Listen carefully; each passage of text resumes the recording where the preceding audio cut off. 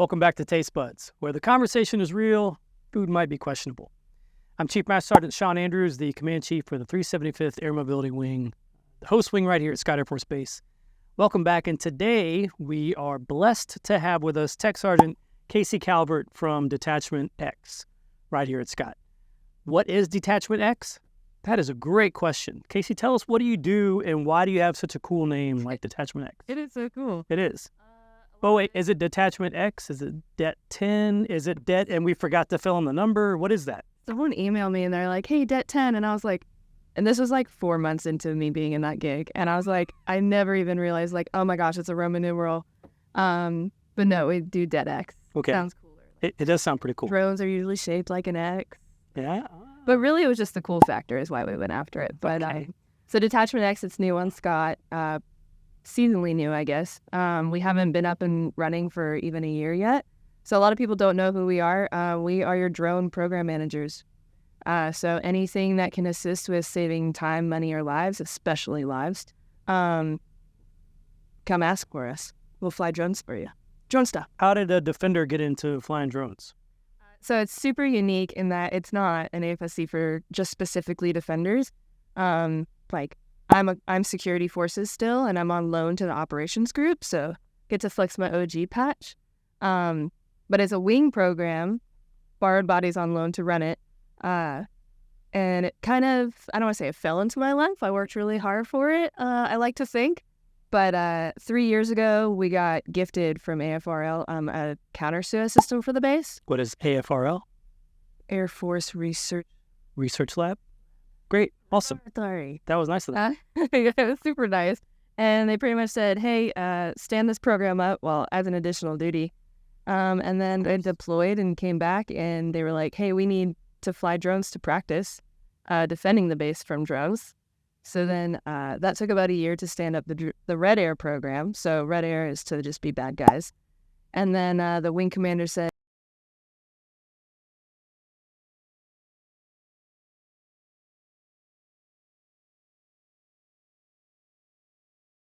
and he said, what timeline are we looking at? And we were like, well, 8 to 12 months. And he goes, cool, I need it in 4. So we did it in 3. Hope you're hungry, because we have something extra special today. I think it rhymes with MRE. But let's see what you got. Chef. All right. When's the last time you had an MRE? Thank you, Chef. Thank you. At least probably 3 years. Okay. I wish I could say the same thing, but it's been, I don't know, like 15 minutes.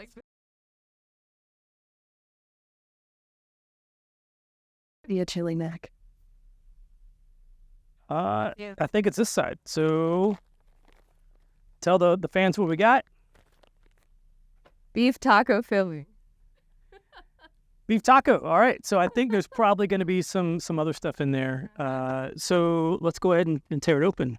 7 days later. Ta-da! All right. Unpack that. So you came in as a Defender, right? Tell me about your early career there. I came in. So good. That looks amazing. Oh.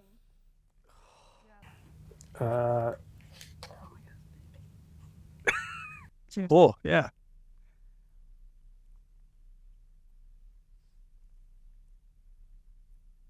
Can you hear people chewing on these mics?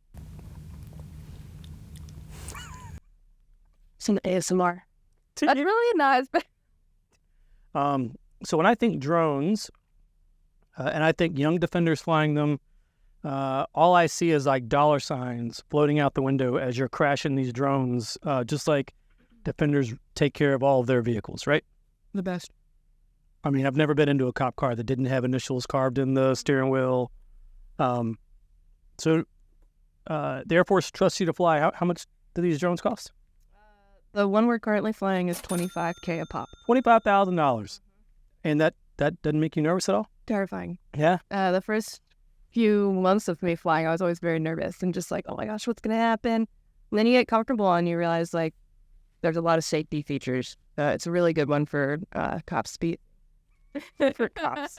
For people in general, right? For myself. And I say that, but I am right now the only person on Scott Air Force Base who has crashed a $25,000 drone. Was it epic? It was terrifying. Yeah. That I had to go to the OG commander and say, hey, sir, can't do that. But it's all good. We fixed it. We got trained on how to fix it. So why is it important that we experiment with drones right now? I'd say like a huge piece of it is if you see what's going on overseas, like Ukraine and Russia. There's actually a video online where a Russian soldier surrenders to a drone. Yeah. It's nuts. And all he had to do is like follow the drone for miles to get back to the base camp. For things like that, ISR, doing surveillance, because you never know what's going to happen until it happens. And God forbid we have something terrible happen and we have to send someone to respond and put them in harm's way if we didn't really need to. So we can use a drone for that sometimes. Also just things like building inspections. We can use it for PA so they don't have to go up in a bucket truck and bring a bunch of equipment out. Perimeter checks for security, active shooter response. But what we really need to do is start planning how we're going to start using it in time of war.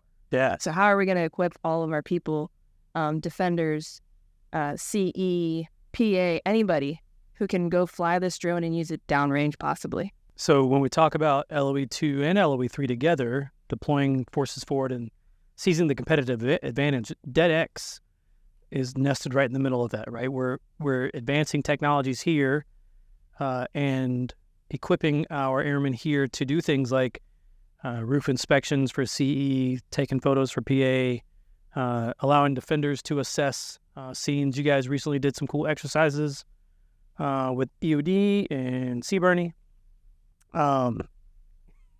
It's nasty, isn't it? Can you hand me that bag? Split first. Beef taco filling. The worst one we've had so far. It is horrible. And she's taking it like a champ. She must have skipped lunch. All right. Tell our viewers, how can they fly drones? Do you have tryouts? Do you take volunteers? Do you have open spots? Can they just do it for fun? What if there's a drone racing league professional right here in the dorms? You don't even know about it. How do they get involved? That'd be terrifying because you definitely can't fly drones on base unless you're DETX and trained. So please don't go flying drones outside the dorms. Really the big thing is like if there's a need for it within your job, reach out and we'll do our best to get you spun up. It's like long training. It's 5 days of training, heavy curriculum, and then we're coming into winter. So our next class that's going to go through, we're going to be... Yeah. How many people are you looking to train for that? We have 2 instructors on base right now. This is all. We have 2 instructors on base right now, and we try to keep it to where it's actually beneficial. So we'll do like a 1-to-6 ratio or 1-to-4. Our next class coming up, I think we're training 8, and then the one after that, I think we're going to try and do 12. All right. While we finish enjoying this, let's go back to the beginnings of DETX.